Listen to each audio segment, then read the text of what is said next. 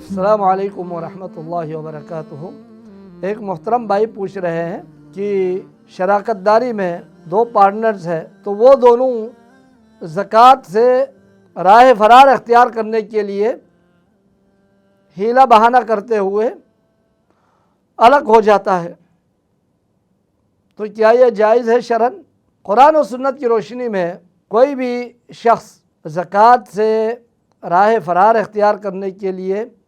حیلہ بہانہ کرنا جائز نہیں ہے، بلکہ کسی بھی مسلمان کو جب اس کے اوپر کوئی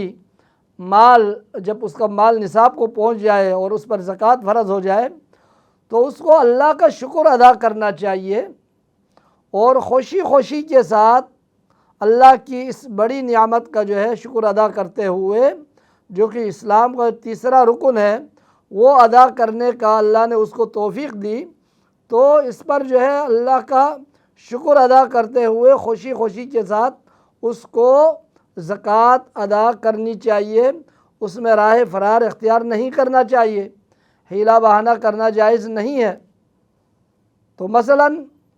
دو شخص شریک ہے کسی مال میں، اگر ان دونوں کی شراکت داری کی وجہ سے زکوٰۃ واجب ہو جاتی ہے اور اگر ان دونوں نے الگ الگ کر لیا اپنا اپنا پیسہ تو اس میں زکوٰۃ نہیں پڑتی، تو ایسا نہیں کرنا چاہیے، بلکہ ان کو اسی حالت میں ہی رکھ لینا چاہیے اور وہ زکوٰۃ دینی چاہیے، زکوٰۃ دینا اس پر فرض ہوگا، ان دونوں پر فرض ہے۔ اب ایک چھوٹی سی مثال ہے، مثلاً دو شخص ہے، ان دونوں نے شراکت میں کاروبار کر لیا، سونے کا کاروبار ہے یا سونے کا کاروبار، خیر یہ تو ایک بڑی رقم ہوگی، ایک چھوٹی سی مثال میں یہ دیتا ہوں کہ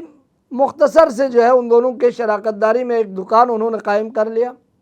اب دکان میں مالیت جو ہے وہ ہے 2 لاکھ کی۔ اب وہ دونوں کہتے ہیں کہ اب تو سال ہونے والا ہے، اگر ہم نے اس کو اسی حالت میں رکھا تو 2 لاکھ پر جو ہے ہم پر زکوٰۃ واجب ہو جائے گی، لہٰذا ہم الگ الگ کر لیتے ہیں، سال گزرنے سے پہلے آپ کے لیے 1 لاکھ اور مجھے 1 لاکھ روپے ملے گا، تاکہ دونوں پہ جو ہے زکوٰۃ نہ پڑ جائے۔ تو اس طرح کا حیلہ بہانہ کرنا جائز نہیں ہے۔ اس کے لیے جو ہے نبی علیہ الصلوۃ والسلام کی جو حدیث ہے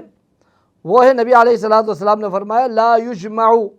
بین متفرق ولا یفرق بین مجتمع خشیۃ الصدقہ۔ جی، یعنی دو شخص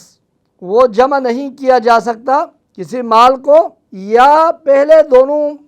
شراکت ہے مال میں تو اس کو الگ الگ نہیں کیا جا سکتا، کس لیے؟ خشیۃ الصدقہ، صدقہ کے ڈر سے۔ لا یجمع بین متفرق ولا یفرق بین مجتمع خشیۃ الصدقہ۔ نبی علیہ الصلوۃ والسلام نے صاف الفاظ میں فرمایا کہ دو الگ الگ شخص جو ہے جمع نہیں کر سکتا، جمع نہ کیا جائے، اور دو شراکت دار شخص جو ہے وہ الگ نہ کیا جائے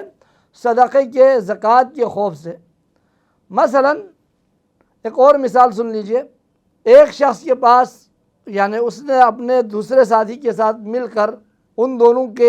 کی بکریاں ہیں، بکریاں وہ چرا رہے ہیں صحرا میں، پہاڑوں میں، وادیوں میں، دونوں کی بکریاں ہیں، دونوں کی بکریاں ملا کر 50 بکریاں ہیں، مثلاً 50 بکریاں ہیں۔ اب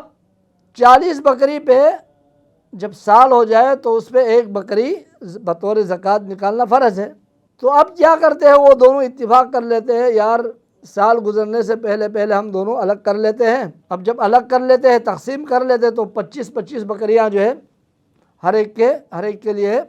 مل جاتی ہے، ہر ایک کو 25 بکریاں ہیں ملتی ہے، تو جس پہ زکوٰۃ نہیں ہے اب ان دونوں کو اب زکوٰۃ نہیں پڑے گی۔ یا ایک اور طریقے سے ان دونوں کے، ایک شخص کے جو ہے اب دونوں پارٹنر نہیں ہے، الگ الگ ہے، ایک کی فرض کیجئے 45 بکریاں ہیں، دوسرے کی 45 بکریاں ہیں، الگ الگ ہے۔ اب جب سال گزر جائے اس پہ تو دونوں کو ایک ایک بکریاں نکالنی ہوتی ہے، فرض ہے، چونکہ 40 بکری پہ ایک بکری ہے۔ اب جب دونوں الگ الگ ہیں تو اس کے پاس 45 بکریاں ہیں یا دوسرے کے پاس 45-50 بکریاں ہیں، تو دونوں سے ایک ایک بکریاں نکالنی ہوگی۔ اب وہ دونوں کیا کرتے ہیں، آپس میں اتفاق کر لیتے ہیں، یار سال ہونے والا ہے، اسلامی سال مکمل ہونے والا ہے، تو اس سے پہلے ہم دونوں مکس کر لیتے ہیں، شراکت داری کے طور پر ہم دونوں